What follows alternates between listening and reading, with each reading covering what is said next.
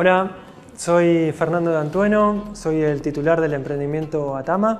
Nos dedicamos principalmente a la investigación y a la producción de cultivos de interior. Yo soy diseñador industrial, estudié en Buenos Aires, parte de la carrera en Lanús y otra parte en Mar del Plata. La carrera la elegí porque me interesaba sobre todo el cómo se hacen las cosas, me interesaba la forma en que se cursa la carrera, es muy lindo el trabajar con los materiales, uno va haciendo maquetas de los distintos proyectos, aprende a dibujar y proyectar, tanto a mano como en la computadora. Uno en la carrera adquiere manejo de software que está bueno para adelantarse a los proyectos y después ejecutarlos de una manera más precisa.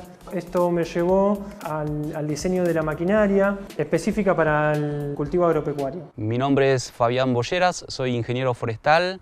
Estoy vinculado al INTA desde el año 1994, año en que vinimos con mi familia. Y desde el año pasado estoy como jefe de la Agencia de Extensión Rural Ushuaia. Empecé ingeniería forestal en el año 1986 y si bien soy nacido en provincia de Buenos Aires, en una ciudad que se llama Rojas, me incliné por la ingeniería forestal, lo que hizo que me tenga que ir de Rojas, porque Rojas es un núcleo maicero en esos años, ahora sojero. Ya constituida la familia, migramos a Ushuaia y la verdad que se abrieron un montón de oportunidades. Estuve muy vinculado al sector forestal, primero trabajando en la actividad privada y vinculado al INTA también, era la década del 90, y volcándome en muchos proyectos que tuvieron que ver con el uso sustentable del bosque nativo, el agregado de valor a la madera, la incorporación de diseño y el vínculo y la consolidación del sector de transformación secundaria de la madera, todo lo que son los carpinteros de Tierra del Fuego. Después 2012-2015 fui secretario de Desarrollo Sustentable y Ambiente de la provincia, fue una experiencia muy interesante para mí y que me permitió abrir la cabeza en muchos sentidos y conocer mejor la provincia. Y volví al INTA en el 2015 y hoy estoy como jefe de la Agencia de Extensión Rural Ushuaia, haciendo un poco de todo, ¿no? El proyecto de hongos, el proyecto de granja, la parte hortícola, también en la parte forestal y tenemos la expectativa de que el INTA se fortalezca en Tierra del Fuego para poder dar respuesta a la demanda que tenemos, ¿no? Que cada vez es más grande. Una vez que arranqué a investigar sobre la actividad, me encontré con que el INTA Ushuaia, la agencia de INTA Ushuaia, estaba indagando sobre este tipo de cultivo por interés de los horticultores locales. Yo me acerqué, comencé a formar parte del equipo porque hacía falta una pata técnica. Nosotros concebimos el conocimiento como una construcción, o sea, es un aprendizaje conjunto donde vamos caminando y vamos sumando ideas y todos tienen para aportar. Esa es la lógica del proyecto, ¿sí? Generar capacidades. ¿Por qué? Porque es algo nuevo. Y si nosotros vamos a depender del experto que venga de otro lado o de la tecnología que venga de otro lado, en definitiva no estamos teniendo una soberanía tecnológica. Lo que buscamos nosotros es una soberanía tecnológica. Entonces las capacidades las tenemos que desarrollar acá y acá nos sobran capacidades. Es cuestión de encontrarnos, generar los espacios para que eso se dé. Junto con ellos desarrollamos unos módulos de cultivo para cultivo de hongos comestibles y a partir de esa investigación yo vi con las tecnologías adecuadas para el cultivo. Este es un proyecto regional que abarca toda la Patagonia, que lo formula el CIEFAP, que es el Centro de Investigación y Extensión Forestal Andino-Patagónico. Ellos tienen un centro de micología, la provincia de Tierra del Fuego es parte de ese organismo porque es un organismo interjurisdiccional. Formuló este proyecto regional, este PBio, los fondos son del Ministerio de Ciencia y Técnica de Nación y ya veníamos nosotros articulando algunas acciones con el CIEFAP vinculadas a la producción de hongos y cuando ellos formulan el proyecto, los referentes del componente Tierra del Fuego fuimos la universidad y el INTA, ¿sí? Y ahí pudimos potenciar todo lo que veníamos haciendo. En general se orientaban a la producción doméstica y lo que queríamos es, a ver que se consolide producción comercial también. Y hoy tenemos 3 productores, 2 aquí en Ushuaia y 1 en Río Grande que ya están haciendo producción comercial y están entrando en el mercado con muy buenos resultados. Este interés por descubrir algo distinto, ¿no? Investigar y desarrollar la tecnología es algo que yo ya traía al momento de elegir la carrera, ¿no? Yo buscaba eso, buscaba la innovación y el descubrir cómo se producen las cosas. Eso aplicado a los hongos me dio una gran satisfacción el poder ir descubriendo cómo cultivar, y el tener estos ensayos que vayan resultando positivos realmente es alentador. Y después, cuando uno ofrece el producto y tiene la repercusión que generan estos productos, la verdad que ahí uno lo pone muy contento, ¿no? Porque son productos frescos, de producción local, cosa que acá en Ushuaia es muy valorado. Y sobre todo, una de las cosas más interesantes de los cultivos intensivos es que se rompe con la estacionalidad que caracteriza los cultivos en Tierra del Fuego. Cuando llega el invierno, se acaban los cultivos y también, por ende, se acaban los productos frescos. Una particularidad que tiene el cultivo de hongos es que uno puede estoquearse de sustrato inoculado ya, ¿no?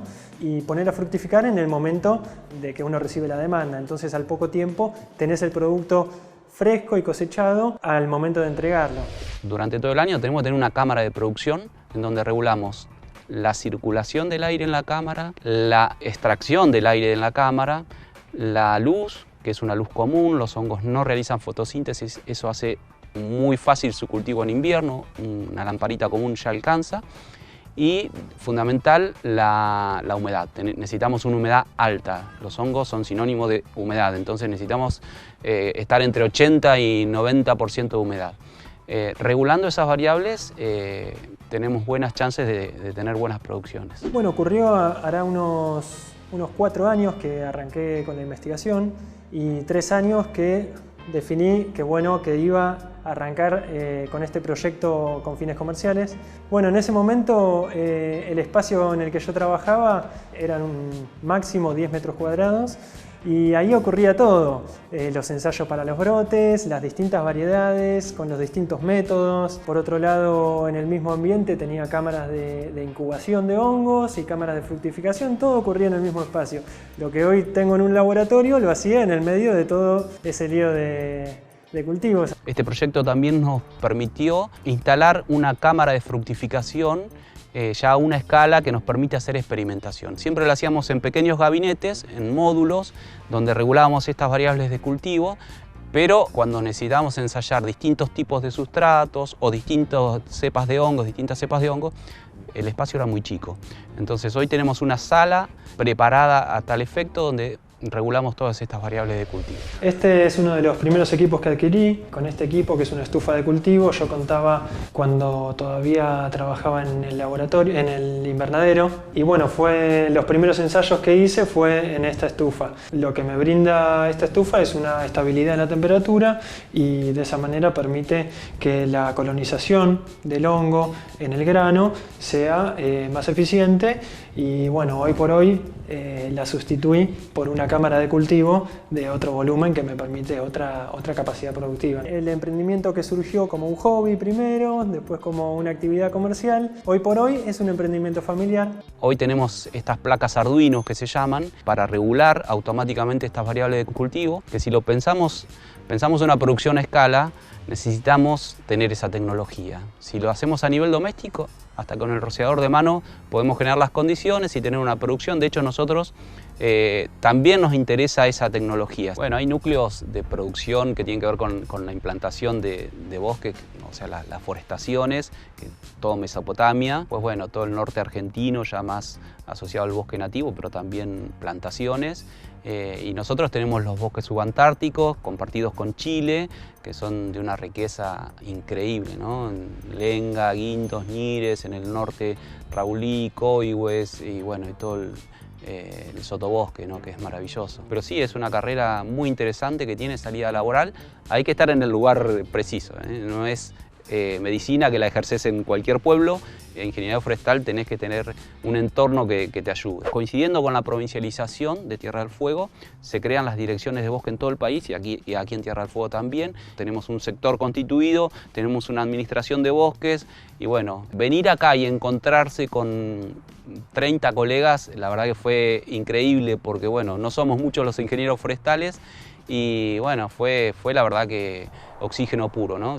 Mi primera experiencia laboral la tuve en La Pampa y estaba solo y era difícil, muy difícil ejercer la profesión sin ese entorno, ¿no? El INTA en sus orígenes, en su nacimiento, tuvo un perfil muy fuerte desde lo forestal, era el eje estratégico más fuerte y después abordamos toda la parte de producción agropecuaria, ¿no? El diseño industrial es muy amplio, aparte de el cómo se hacen las cosas y el desarrollo de la maquinaria, me interesaba también la industria alimenticia en general. El desarrollo del packaging, me interesó siempre buscarle una vuelta al packaging sustentable, el dejar el plástico de un solo uso y orienté un poquito la carrera hacia ahí y finalmente me terminó de interesar el tema de los cultivos. Desde Atama hoy tratamos de trabajar con nuestros clientes, ya sea en el sector gastronómico como el consumidor final, con un packaging retornable y cuando no es posible, bueno, tratamos de utilizar packaging que sea compostable. Lo que hacemos nosotros es imitar la naturaleza, ¿no? Le generamos las condiciones tratando de simular lo que pasa en la naturaleza. Las condiciones ambientales de la cámara de cultivo son unas y son diferentes a las de la cámara de cultivo de brotes. Los dos tienen estas características de que no producen ningún tipo de descarte perjudicial para el medio ambiente, ¿no? Tienen características de aprovechamiento de los recursos naturales. Bueno, acá estamos en el sector donde producimos los brotes.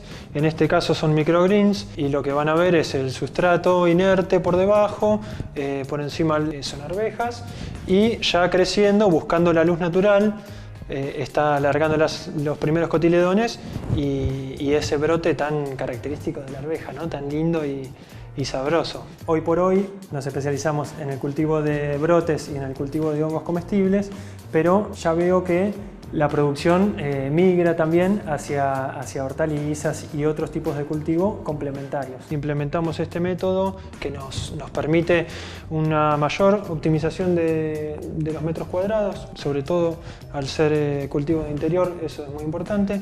Dimos con un sustrato que resultó muy bien y estamos trabajando con otros medios inertes que también dan muy buen resultado y que a su vez son compostables y orgánicos 100%, así que estamos en ese camino. En este caso, lo que ustedes ven son instalaciones de cultivo hidropónico para lo que son plantas de hoja, incluso tubérculos, se pueden cultivar mediante hidroponía y en este caso es un tipo de hidroponía específico que se llama aeroponía. Por acá el sistema consiste en un tanque que contiene el agua y se recircula por estas torres de cultivo donde cae en forma de lluvia, digamos, de microaspersión y va hidratando las raíces de cada una de las plantas.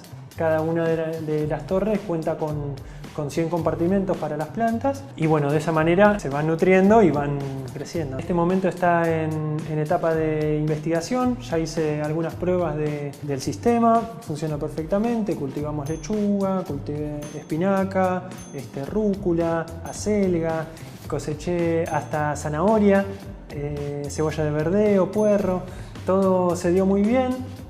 Algunos de estas variedades requieren para ser cultivados en el interior de incorporar luz artificial para complementar la luz natural. La idea de esta instalación es producir flores comestibles de manera que incorporemos un producto de mucho interés para nuestro principal cliente, que es el sector gastronómico, ¿no? Nosotros enseñamos a la gente a ser muy respetuosos. Por un lado, a no cosechar si no los conoces, porque es mejor que queden en el bosque y están cumpliendo una función.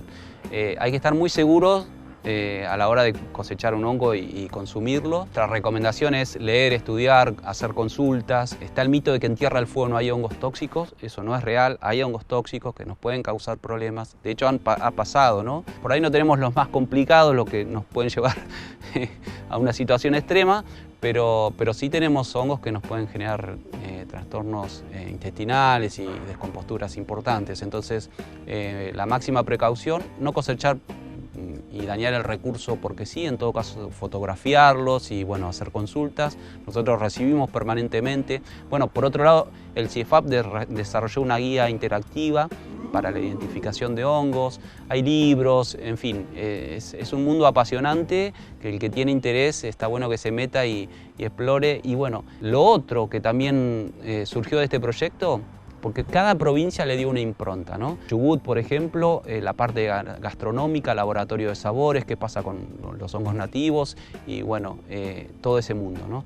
Por otro lado, lo que es micoturismo. En otras partes del mundo, y ahora se va a hacer en Chubut, senderos donde uno puede hacer identificación de hongos, fotografía, eventualmente alguna recolección y bueno, y después la parte gastronómica en el restaurante que está allá abajo.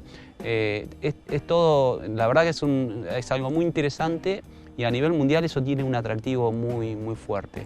Y bueno, y después está la parte productiva y está la parte también, los hongos como insumo para lo que es farmacología, ¿no? Todo ese componente es muy, muy interesante también. El proceso comienza con el ingreso de la materia prima y el acopio de la materia prima. Por acá estamos en el sector de atrás de Atama y por esta rampa es donde ingresa la materia prima en bolsones de 1 metro cúbico de viruta. En general voy a la carpintería, retiro la bolsa de viruta, ahí me da una mano el carpintero, a veces me acompaña y la descarga conmigo, a veces la descargo solo.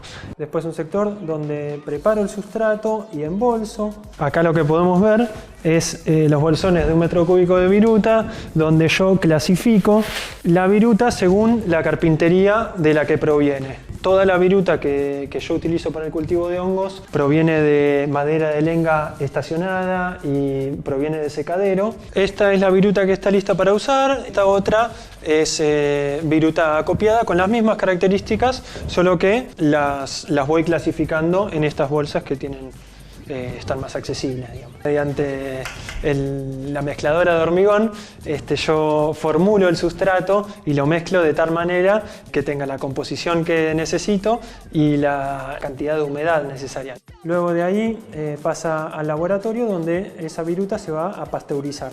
Acá ingresamos al laboratorio donde ocurre la etapa siguiente, que es la pasteurización del sustrato. Bueno, y este es el pasteurizador, el proceso de pasteurización donde se lo expone a por lo menos 80 grados centígrados durante 1 hora y media. Lo que hace es eliminar todos los microorganismos que contiene la bolsa de sustrato. A partir de ahí, una vez que se enfría y está en condiciones de poder ser inoculada, el autoclave es un proceso también similar al de pasteurización, pero es más efectivo. En este caso, lo que metas dentro se va a esterilizar por completo. De esa manera uno puede conseguir una mayor efectividad del proceso de esterilización.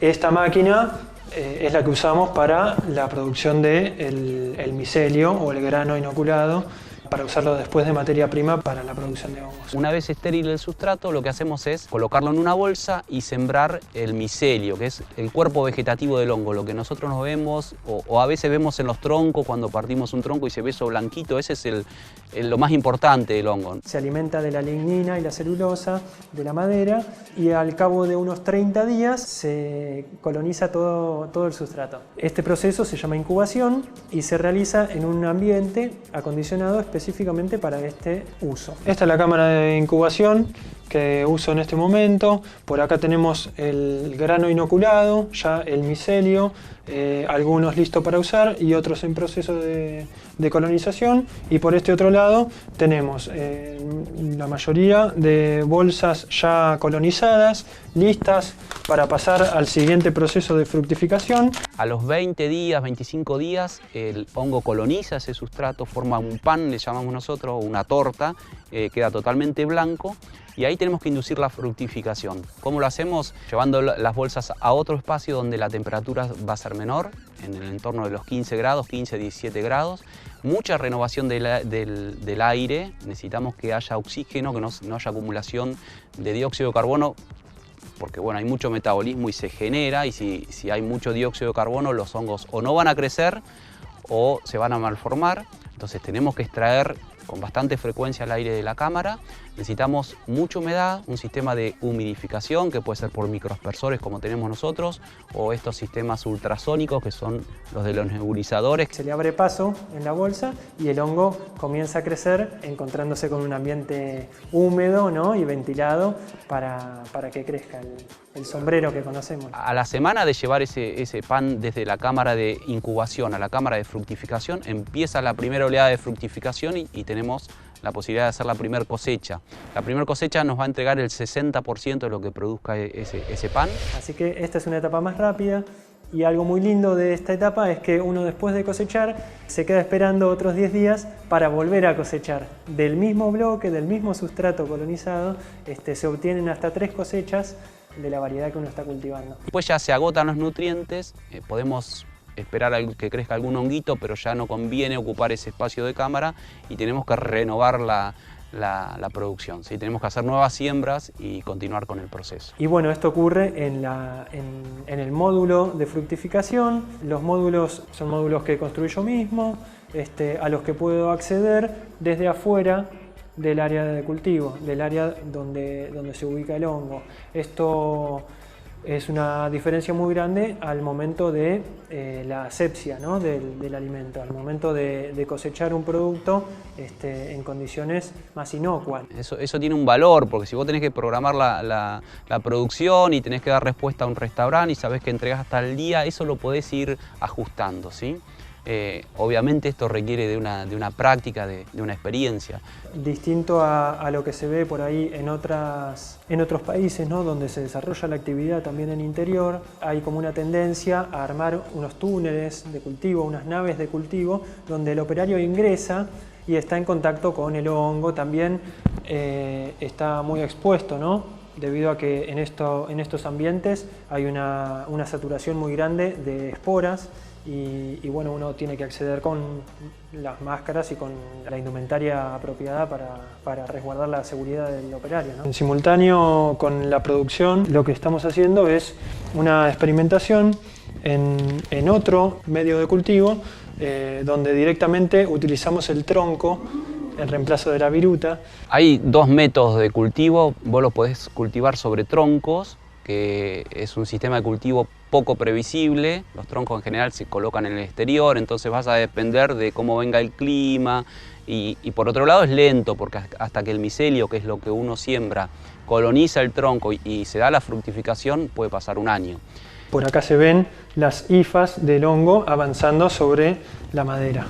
A diferencia del otro sistema de cultivo, que es el sustrato que les mencionaba hoy, el ciclo de producción es muy rápido. En 2 meses se agotó, o sea, en un mes sembramos y en un mes empezamos la cosecha y en el segundo mes tenemos 3 oleadas de producción. Se da algo muy lindo entre los cultivadores de hongos, que este intercambio entre las cepas es un hábito común y uno está en contacto y se comenta, che, pude domesticar esta cepa o esta otra, y ahí se hacen intercambios y bueno, a su vez, al estar acá tan alejados, si ocurre que me quedo, por ejemplo, sin micelio, bueno, el INTA, que también produce, ellos intercambian o me dan un poco de su materia prima, y a su vez cuando yo tengo en exceso también les intercambio. Es una de las fortalezas del proyecto, ¿sí? El marco de articulación institucional que tiene. Por un lado el CIEFAP, que formuló el proyecto el PBio. Por otro lado el gobierno de la provincia a través de